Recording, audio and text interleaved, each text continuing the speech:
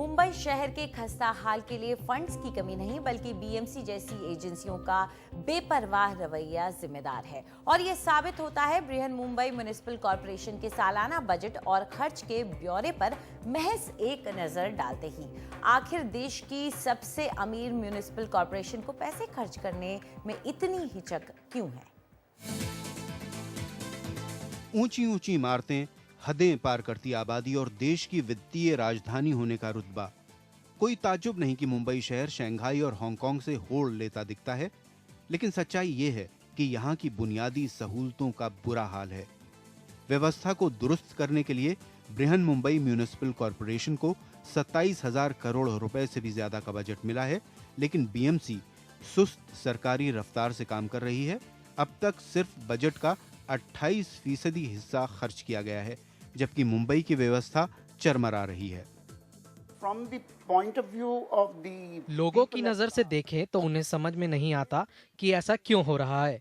उनके हिसाब से ये बीएमसी की सुस्ती और लापरवाही के कारण होता है। वो चाहते हैं कि काम तेजी से हो, लेकिन ये उम्मीदें पूरी नहीं होती।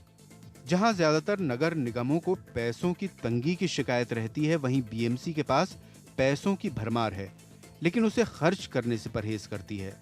रिपोर्ट्स की माने तो निगम के कम से कम 60 विभागों ने अपने फंड में से 10 से 15% से ज्यादा खर्च नहीं किया।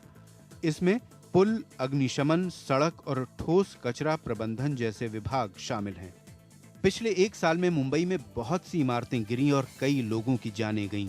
फिर भी संपदा विभाग, जिसे ऐसी खस्ताहाल इमारतों पर निगाह रखने की जिम्मेदारी दी गई है, वो अब तक 40 करोड़ रुपए में से महज 1 करोड़ 2 लाख रुपए ही खर्च कर पाया है। यही नहीं, कई फ्लाईओवर, पुलों और सड़कों का काम सिर्फ इसलिए अधूरा पड़ा है क्योंकि बीएमसी अपने सालाना बजट में तो इन परियोजनाओं को खूब पैसे देती है, लेकिन वो बस फाइलों में पड़े धूल खाते रहते हैं। महानगर पालिका जो भांडवल यानी कैपिटल का जो बजट बनाती है, उसमें जो बड़े प्रोजेक्ट आते हैं, वो प्रोजेक्ट के लिए 1000, 2000, 5000, 10,000 के भी प्रोजेक्ट हो सकते हैं, और वो एक साल में नहीं 5-5, 10-10 साल काम चलता है। तो ये जो पैसा है, ये साल में अंदाजन रखा गया है कि ये इस काम के लिए ये पैसा लगेगा, लेकिन हमेशा अंदाज गलत हो जाता है, हमेशा होता है। बीएमसी जो पैसा खर्च नहीं कर पाती, वो अगले साल के बजट में चढ़ जाता है। 2011 से औसतन हर साल बजट में 20% का इजाफा हो रहा है। अनुमान है कि 2014-15 का बजट 30,000 करोड़ रुपए हो जाएगा, क्योंकि उसमें इस साल के बाकी बचे पैसे भी जुड़ जाएंगे। आने वाले लोकसभा चुनावों के कारण कई नई परियोजनाएं लागू हो सकती हैं और बजट का कुछ हिस्सा इस्तेमाल हो सकता है, लेकिन बीएमसी का पिछला रिकॉर्ड देखते हुए जानकारों को इससे ज्यादा उम्मीद नहीं है। बीएमसी को अपने बजट का बेहतर ढंग से इस्तेमाल करना चाहिए और ऐसे प्रोजेक्ट चुनने चाहिए जो पूरे हो सकें। बीएमसी अपने बचाव में कहती है कि मंजूरी मिलने में देरी और नीतियों में बदलाव की वजह से ऐसा होता है। इल्जाम मॉनसून पर भी लगता है कि उसकी वजह से काम रुक जाता है। हालांकि ये वजह ठीक होंगी, लेकिन सवाल है कि जिस एजेंसी को भारत के इतने अहम शहर की जिम्मेदारी दी गई है, वो कब तक इससे मुंह चुराती रहेगी। मुंबई से निखिल शिवदास की रिपोर्ट, एनडीटीवी। तो चलिए अब इस विषय पे और चर्चा करते हैं। हमारे साथ श्री प्रणय वकील हैं, चेयरमैन प्रायरॉन कंसल्टेंसी इंडिया, और Shri Premnath, principal architect, Premnath and associates. आप दोनों का बहुत बहुत स्वागत है प्रॉपर्टी इंडिया में। प्रणय, मैं आपसे शुरू करना चाहूँगा। जो बात कही गई है वो ये है कि हो सकता है आने वाले लोकसभा चुनाव के बाद जब नई सरकार बने तो शायद मुंबई में बीएमसी का काम थोड़ा तेजी पकड़े, लेकिन क्या ऐसा आपको लगता है होगा? काफ़ी लोग ये मानते हैं बीएमसी ही नहीं, जो देश में जो उन्नति की जो हम राह देख रहे हैं वो शायद नए लोकसभा चुनाव के बाद जो नई सरकार बनेगी उसके बाद शायद तेजी पकड़े। क्या ये सोचना सही है, या बीएमसी अपने पुराने जो उनका ट्रेंड रहा है वैसा ही ट्रेंड चलता रहेगा? मेरे ख्याल से तो जो बम्बई है उसमें जो ज़रूरत है वो एक सीईओ की है, चीफ एग्जीक्यूटिव ऑफिसर की है, क्योंकि बम्बई में आर्मी की लैंड है, डिफेंस की लैंड है, रेलवेज की लैंड है, बीपीटी की लैंड है और कलेक्टर की लैंड है जो बीएमसी में आती हैं। उस सब जगह का डेवलपमेंट कोऑर्डिनेट होना चाहिए, जो नहीं होता है। क्योंकि अगर कोई भी डेवलपमेंट के लिए ये सब मंजूरी की जरूरत है और मंजूरी नहीं आती है तो डिले होने ही वाली है। वो एक बात है। अभी जो एनवायरमेंटल डिपार्टमेंट है, the decisions are coming from Delhi environmental department के, उससे बहुत ही डिले होती है। आपके कंट्री ने, प्राइम मिनिस्टर ने भी बताया है कि ये जो डिले हुई है वो नहीं होनी चाहिए थी, लेकिन ये जो एनवायरमेंटल क्लियरेंस की डिले हैं, they are mainly responsible for all the delays which are taking place. इसमें बीएमसी को ब्लेम करें, लेकिन पूरा ब्लेम बीएमसी को नहीं जाता है, क्योंकि ये पैसे की बात नहीं है, ये क्लियरेंस की बात है। अगर क्लियरेंस ही नहीं हो तो आप what can you spend on, होता है ना। So that is the main thing. And also the coordination between, ये सब में एजेंसी बताया आपको, उसका कोऑर्डिनेशन नहीं होता है, इसलिए भी बहुत सी डिले होती है। अगर आपको एक मोनोरेल डालनी है, वो मोनोरेल अलग अलग एरिया में से जाती है। मान लो डिफेंस लैंड पे जाती है, रेलवे लैंड से जाती है, बीपीटी की लैंड पे से जाती है, तो सबका कोऑर्डिनेशन करना बहुत ही मुश्किल काम है, जो बीएमसी में करते हैं, लेकिन उसमें जो डिले होती है उसमें बहुत ही कॉस्ट एस्केलेशन आता है, और the price is actually paid by the citizens of the city. तो बजट अब बढ़ने वाला है, 32,500 करोड़ होने वाला है, 27,000 से बढ़ करके। तो प्रेमनाथ जी, आपसे जानना चाहेंगे कि जो बात प्रणय ने कही कि शायद प्रॉब्लम ये है कि क्लियरेंसेस नहीं मिल पाती हैं, वो कहाँ तक सही बैठती है, खास करके जब उन बातों को देखें, जब बात आती है स्टॉर्म वाटर ड्रेन्स को ठीक करने की, या कुछ और बेसिक सुविधाएं सीवेज की होती हैं, वो सब नहीं, जो बेसिक चीज़ें होती हैं एक शहर की, वही जब आपका शहर आपको नहीं दे पाता है।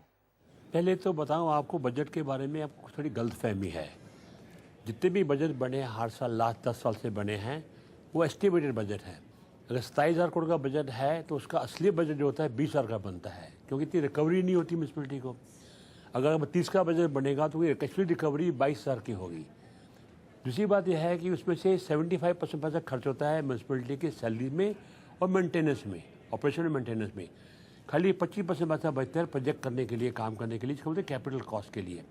उसमें आपके स्कूल बनाए, पाठशाला बनाए, रोड बनाए, पानी की लाइन डाली, कुछ भी करें, उस 25 में से 10% खर्च होता है। इसका मतलब खाली पूरा 10% पहले खर्च होता है पूरे पैसे में से, बाकी 15% अगले साल में बांध दिया जाता है कि वो एस्केलेशन में चला जाएगा। पर ये कमाल की बात है, इतना पैसा होने के बाद में भी ये सब क्यों नहीं हो रहा है, और बॉम्बे नगरी गंदी होती जा रही है, ख़राब होती जा रही है। मैं कितने सालों से बॉम्बे में रहता हूँ, बॉम्बे बहुत सुंदर था, बॉम्बे के ऑफिसर लोग भी बहुत अच्छे हैं, वहाँ काम करने वाले हैं, लेकिन मेरे ख्याल लगता है कि पॉलिटिकल जो उनको सपोर्ट होना चाहिए।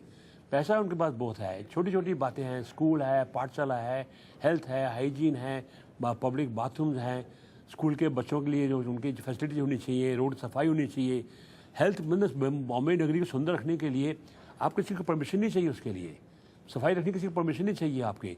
आप रोड टूट फूट जाते हैं, don't need permission for that. ये काम तो ऐसा है कि थोड़ा बहुत सपोर्ट चाहिए पॉलिटिकल का, ये बहुत अच्छी तरह से काम हो सकता है। बॉम्बे नगरी में इतना पैसा उनके पास ऑलरेडी है और सरप्लस पैसा उनके पास है, वो चाहे तो 1-2 साल के अंदर बॉम्बे को सुधार सकते हैं। प्रेम साहब, क्या आप भी मानते हैं कि कोई एक अलग अलग एजेंसियों को जोड़ने के लिए शायद एक ऊपर, जैसे वो कह रहे हैं कि सीईओ को बिठाना चाहिए जो कि सबके साथ कोऑर्डिनेट कर सके, क्या ऐसे किसी नोडल पोजीशन की जरूरत है? नहीं साहब, ऐसा है, मैंने कहा म्यूनसिपलिटी के स्टाफ के लोग काफ़ी होशियार लोग हैं, थोड़ा सा उनका आपस में मेल जोल होना चाहिए। जैसे अभी आपने शुरू किया है अवेयरनेस लाने के लिए, पब्लिक थोड़ा सा उनके साथ थोड़ा उनको वो प्रेशर डालेगी उसके ऊपर, तो वो कर सकते हैं। इसमें कोई बात बड़ी बाधा वाली बात नहीं है, कोई बड़ी ज़रूरत नहीं है परमिशन की, ये परमिशन लाओ, वो परमिशन लाओ, वो खुद इतने मजबूत है। मैं ही सरकार हूँ, मैं ही मेयर हूँ और मेरी सिटी को मैं सीख नहीं कर सकता हूँ, ये तो मेरे में कुछ कमी है ना, इसका मतलब क्या हुआ? ये सब बहानाबाजी है। चाहें तो बहुत कुछ कर सकते हैं, थोड़ा सा उनको सपोर्ट चाहिए, इंटरनल सपोर्ट चाहिए। उनको थोड़ी कट करना चाहिए, पड़े फॉर्मेलिटी बहुत करते हैं ये लोग। छोटा डिपार्टमेंट में गए, यहाँ गया, यहाँ गया, यहाँ गया, वो आरटीए के चक्कर में रोज डरते हैं पैसा खर्च करने के लिए, टेंडर करो, ऐसा करो, वैसा करो। वो सिंपलीफाई सिस्टम किया जाए, ज़्यादा पैसा खर्च करके काम कर सकते हैं, बहुत मुश्किल बात नहीं है। कोई भी प्राइवेट कॉर्पोरेशन काम कर सकती है, तो ये क्यों नहीं कर सकती? सबसे बड़ी कॉर्पोरेशन है इंडिया की, इसमें इतना अच्छा स्टाफ है इनके पास, बड़ी आसानी से काम सुधार सकते हैं। थोड़ा सा इनको मेरे ख्याल पुश चाहिए, थोड़ा सा मे भी एक अच्छा लीडर चाहिए, एक बड़ा उनको CEO चाहिए, कोई आदमी ऐसा चाहिए जिनको अथॉरिटी दी जाए। एक मे भी म्यूनसिपलिटी का एक इंचार्ज होना चाहिए बॉम्बे नगरी के लिए, एक मिनिस्टर होना चाहिए या कोई भी एक हीरो होना चाहिए जो इनको जिसके ऊपर सब जाकर रुक सकता है, जो डिसीजन दे सकता है। राउंड अबाउट जाने के बजाय एक ही आदमी को फैसला दे उसके ऊपर, 1-2 साल के अंदर बॉम्बे नगर बहुत सुंदर बन सकता है। बड़ी मुश्किल बात नहीं है जी। क्या अगर हम एक CAG ऑडिट की बात करें तो क्या वो एक समाधान है? मैं जानता हूं कि सिस्टम में खराबी है, CAG ऑडिट शायद ना इतना कारगर हो पाए, लेकिन मुझे याद है 2012 में एक ऑडिट हुआ था जिसमें कुछ एक रोड कंस्ट्रक्शन प्रोजेक्ट को लेकर काफी सवाल उठाए गए थे, एक्सेस बिलिंग की बात की गई थी। तो अगर एक CAG ऑडिट बैठता है BMC पे तो क्या वो कुछ हद तक ये इश्यूज पिन पॉइंट कर सकता है कि इस प्रॉब्लम कहां पर आ रही है? ये जो ऑडिट है is the end of the transaction. अगर आपने कुछ इंप्लीमेंट किया तो फिर वो ऑडिट को जाता है और ऑडिट उस पर डिसाइड करती है कि सही से खर्चा हुआ है कि नहीं। लेकिन हम जो बात कर रहे हैं वो प्लानिंग की बात कर रहे हैं, प्रोजेक्ट की बात कर रहे हैं। इसमें ऑडिट नहीं आता है। ऑडिट आता है उसके बाद में जब खर्चा होना शुरू होता है। So therefore the audit cannot be a stumbling block, in spending the money. Ji, in my view.